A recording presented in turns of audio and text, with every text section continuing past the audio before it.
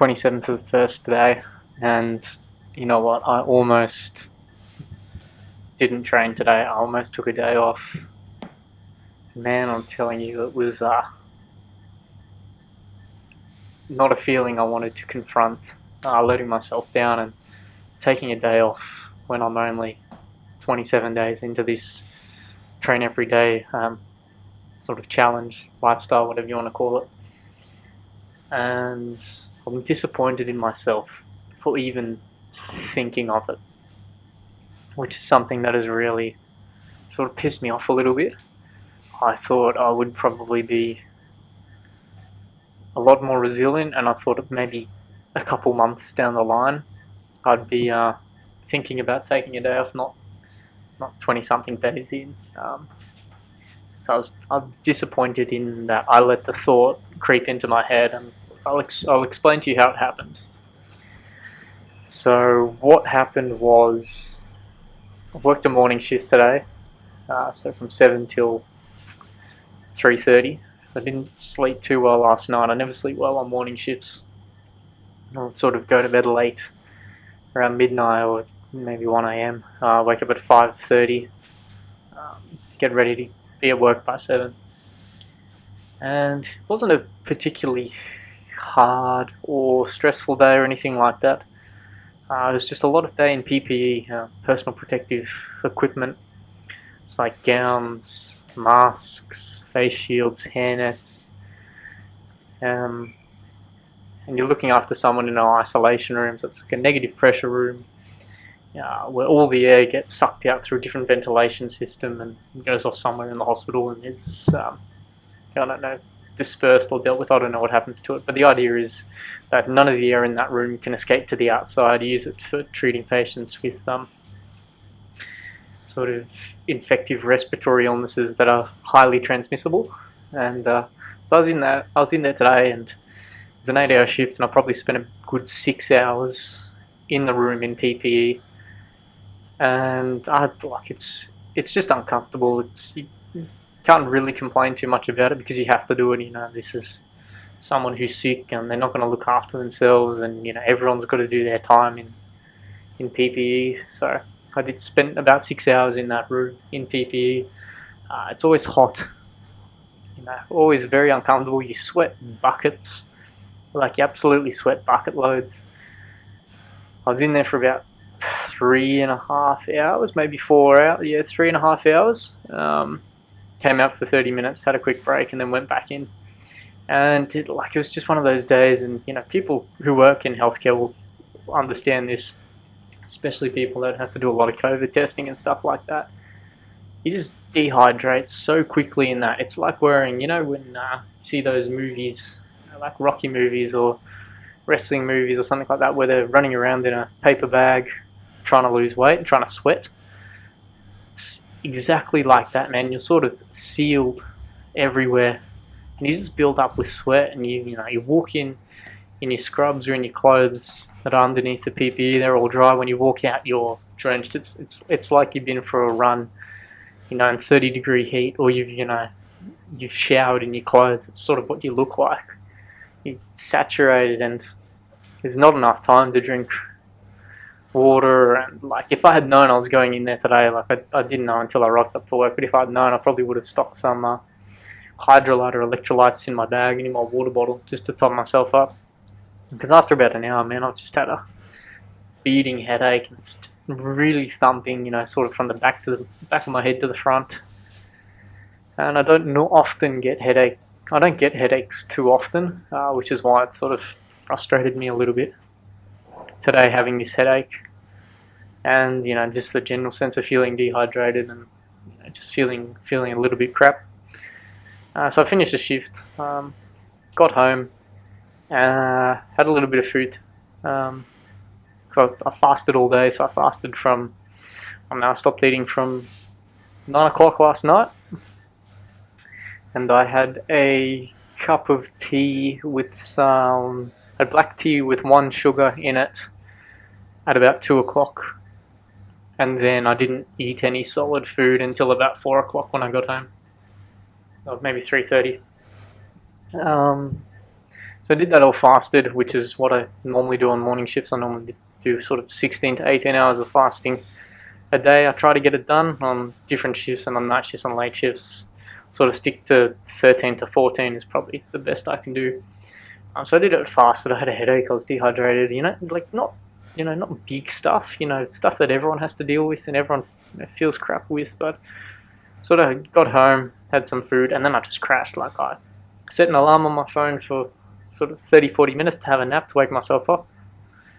Fell asleep. The alarm went off. Snoozed the alarm. Kept sleeping. I slept for 2.5 hours. So I slept from 4:30 until 7. And I woke up at 7 with that, sort of feeling like, oh crap. What have I done? That's probably, stuffed my sleep up for tonight. Now I'm not going to go to sleep till midnight or 1 a.m. It's about 9:30 when I'm recording this. It's about 8 o'clock when I'm doing this workout that you're watching here. So I woke up at 7. I just went, man, what have I done? I hit the snooze button and it's just killed my sleep. And I was absolutely knackered. I feel a lot better for having a nap. I honestly needed it. The headache went away. So it's probably a little bit of sleep deprivation and dehydration and all that, just being tired. Anyway, so I wake up and I just think to myself, I'm like, man, I haven't trained today. I was planning to sleep for 30 minutes and then get up and do a kettlebell session downstairs in the home gym. But I've gone, I've fallen asleep. I'm getting too stiff now. I'm going to be too stiff to swing kettlebells. I'm going to hurt my shoulder. I'm going to do something silly. So I just sort of sat on the couch and just sort of stared at my feet for probably 15-20 minutes, just trying to get myself in the headspace to do it. I was really struggling with, that little voice that's just telling you, 27 days, 26 days is good enough. You can try next year.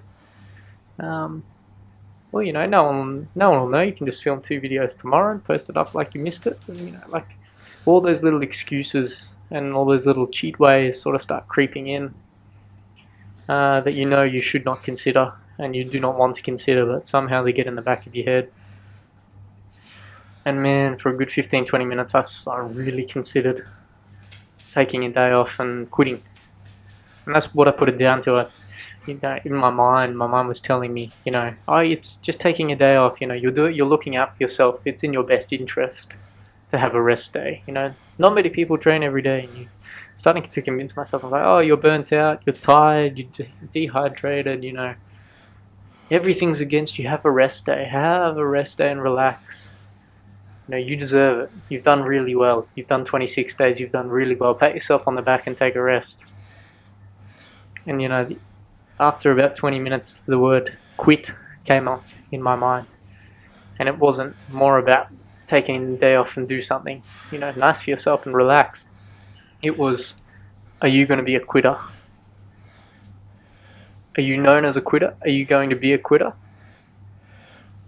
And as soon as I sort of brought that word quit in my head, and then that word can't that I've mentioned before, 2 words I probably hate the most, quit and can't, that sort of fired me up a little bit. And I just couldn't take not fulfilling the promise that I've made to myself, and that is to do some sort of training every single day. And so what I thought to myself? I was like, hey, look, you said you're going to do something every day. You don't have to go hard. You don't have to smash it. You did some heavy lifts earlier in the week. You've done some good runs. Why not just do a bodyweight exercise, bodyweight squats, push-ups, dips, and then just go through a regime of lower body and back stretching just to loosen up again and just to feel good. So look, that is what I did.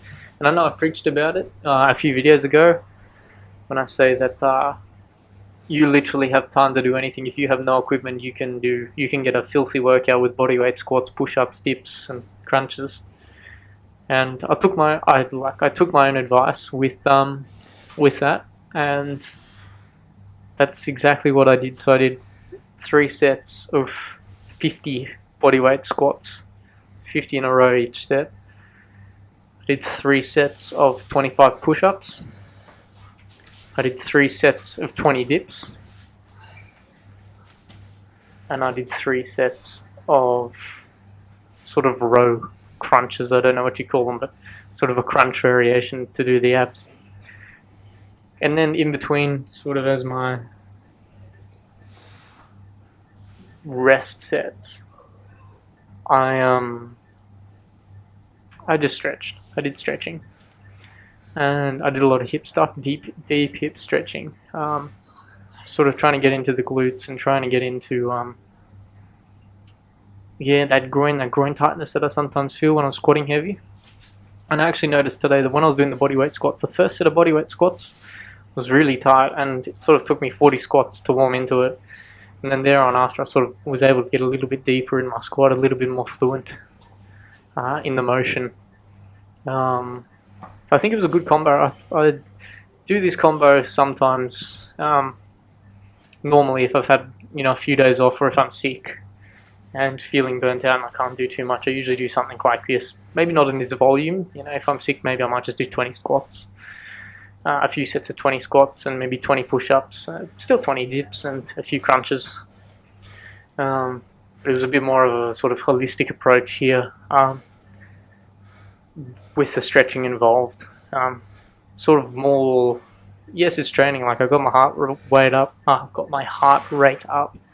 got a burn in my arms and my chest from the push-ups and the dips. Got a definite burn in my quads from the squats.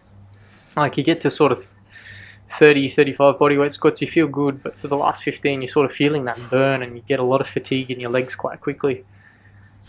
I definitely got a burn in my core as well. So it was a workout and an active recovery session, sort of all in one. It got my heart rate up, and then I was able just to sort of loosen up my lower body. And this is the kind of stretching I usually do every day or every second day, which I sort of started doing last year to loosen up everything. I found that I was getting really tight from running, and I was getting a lot of hip problems. Running, I was getting a lot of sore hips, sore glutes. My glutes would start tightening up and cramping, and I got it from I realized the importance of stretching more when I sort of started looking into what other athletes do and what ultra marathon runners do. If you've never heard of him, David Goggins he's an ex-Navy SEAL, and he does ultras. And if you read his book, or I listen to it, I don't read books too much, I use Audible, so I listen to them. He talked about almost having career-ending injuries from not stretching. He was always someone that would just run and do very limited stretching, I'd say. Maybe he didn't do no stretching, but very limited stretching. And then he just got to the point where he just could not move because there was so many knots and so much tension in his muscles. He had put his hips out of alignment, his knees out of alignment, his ankle mobility was terrible. And to the point where he just ran himself into bed and he couldn't get out of bed for a number of weeks.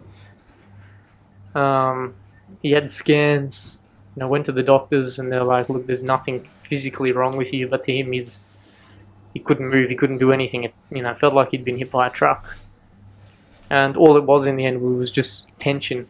It was just tension in key spots from overuse and no stretching.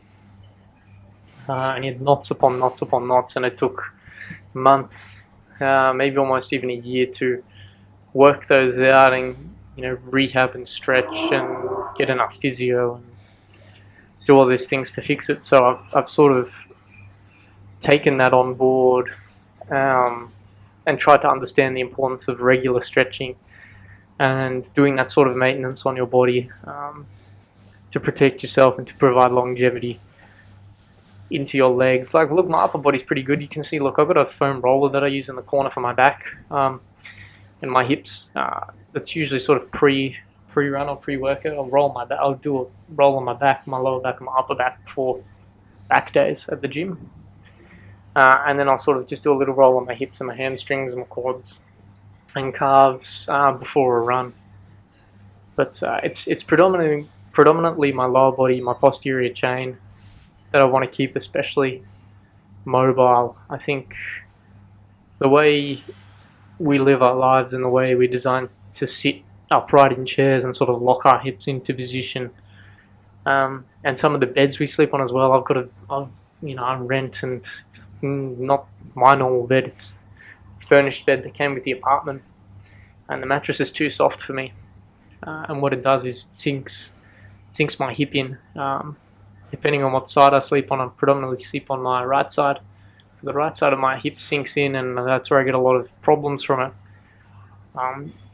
That compounding with how much we sit in our day, and our lack of sort of any mobility in our work week really compounds to just general sickness. Even if I take running out of the equation, even if you don't run, even if don't do any cardio at all, I still recommend stretching, just to keep the mobility at the end. And even at the end, look, I did a little bit of reverse Nordics and sort of leaning back and really stretching out all the tendons and ligaments in my knees and my ankles, which is something I got from the Knees Over Toes guy.